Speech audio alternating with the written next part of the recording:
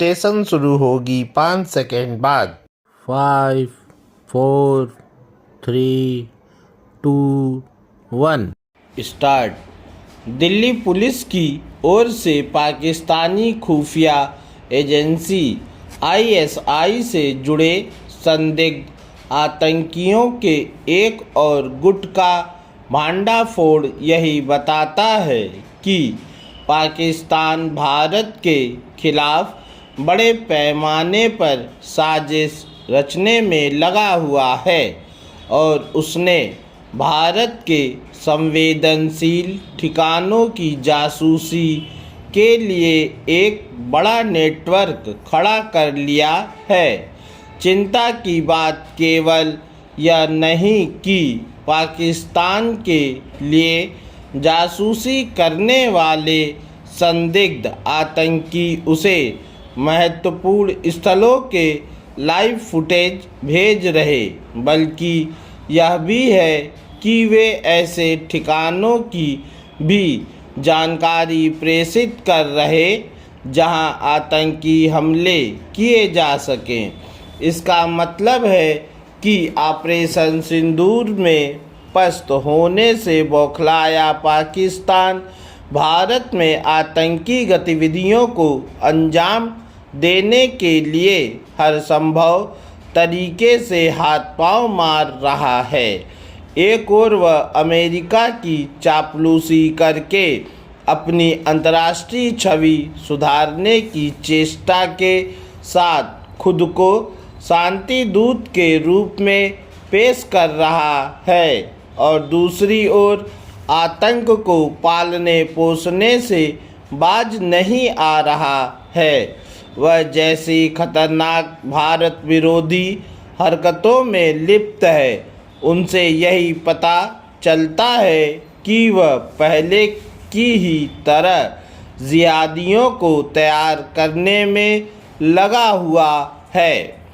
भारत को पाकिस्तान को चेताने के साथ ही उसके शैतानी चेहरे को बेनकाब करने के लिए नए सिरे से सक्रियता दिखानी होगी, क्योंकि उसके यहाँ का आतंकी ढांचा जस का तस है।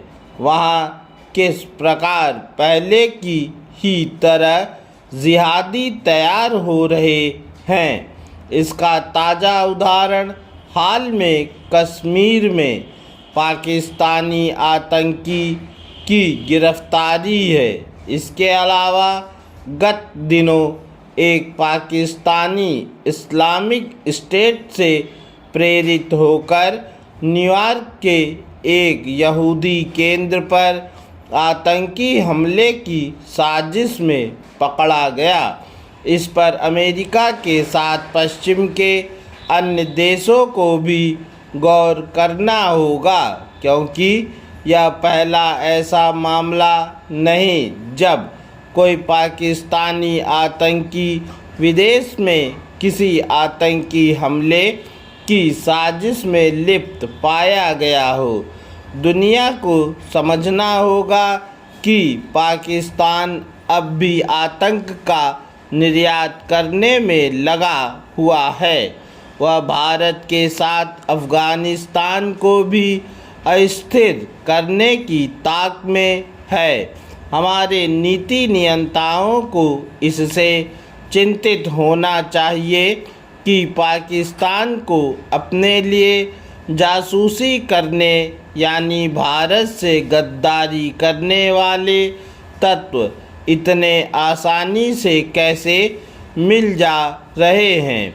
इससे इनकार नहीं किया जा सकता कि वे या तो जिहादी बनने के उन्माद से ग्रस्त होकर पाकिस्तान के हाथों में खेल रहे हैं या फिर पैसों के लालच में देश के दुश्मन बन जा रहे हैं।